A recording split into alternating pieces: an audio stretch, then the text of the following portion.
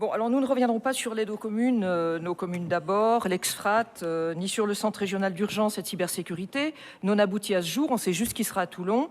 Tout ceci, c'est bis repetita, nous l'avions déjà voté favorablement, on ne revient pas dessus. Nous tenons juste d'ailleurs à ce sujet à remercier Madame Brunto, présidente de la Commission, pour ses réponses ouvertes et très documentées sur tout ce qui touche au numérique. Merci Madame. Alors évidemment, vous vous en doutiez ou pas, Madame Brunto sûrement, nous allons revenir sur ce terme d'acculturation. Il est malvenu, même un peu choquant, avec son préfixe privatif. Je vous rappelle qu'on parle d'élus, de maires en l'occurrence, et de techniciens territoriaux comme des étrangers à leur propre pays, leur propre culture, leur propre langue. On se croirait presque dans l'univers de l'homme symbiotique de Joël de Ronet. Je pense que c'est important de ne pas céder à la novlangue, Monsieur le Président. Faites-nous disparaître ce mot. Vous avez envie d'être acculturé, vous? Moi pas.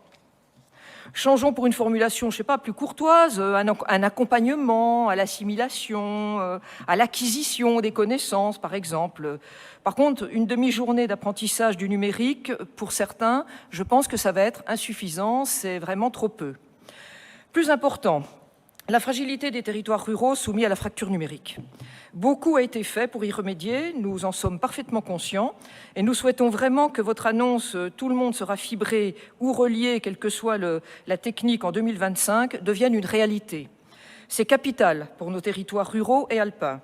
Nous validons bien sûr l'aide régionale, couplée ou non à l'aide de l'État, pour un zéro reste à charge, bien qu'aucune évaluation financière de ce dispositif ne soit faite, nous le regrettons, mais c'est trop important, tant pis, on valide. On valide, mais on surveille. Car à l'occasion, j'aurai l'occasion en fin de séance de vous parler d'un couac inadmissible.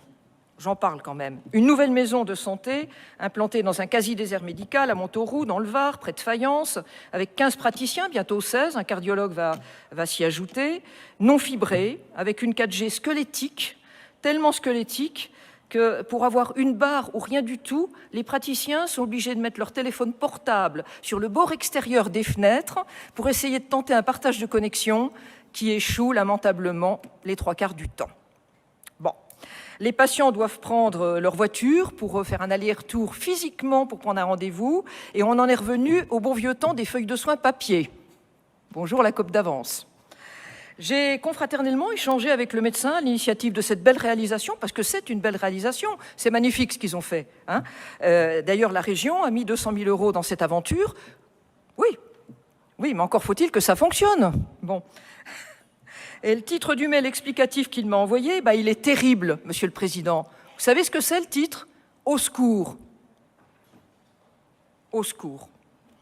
Alors moi, je veux bien qu'on me dise que 72% du territoire régional est couvert et que tout sera fibré ou autre, d'ailleurs avec d'autres techniques fin 2025, mais ça, c'est pas admissible. C'est pas digne d'une smart région dont vous glorifiez. Mais je ne doute pas que nous allons trouver rapidement une solution. D'ailleurs, j'ai déjà reçu ce matin un mail de Madame Brunto à ce sujet-là. Apparemment, bizarrement, la situation est en train de se décoincer. Il est temps parce que le médecin voulait déplaquer. Vous voyez, hier soir, j'ai réussi à le faire changer d'avis, mais ça ne durera pas longtemps. Ils sont 16 quand même. C'est pas rien. Je veux y croire en tant que médecin, puis nous voulons tous y croire en tant qu'élus responsables. En attendant, Monsieur le Président, nous voterons bien entendu pour cette délibération.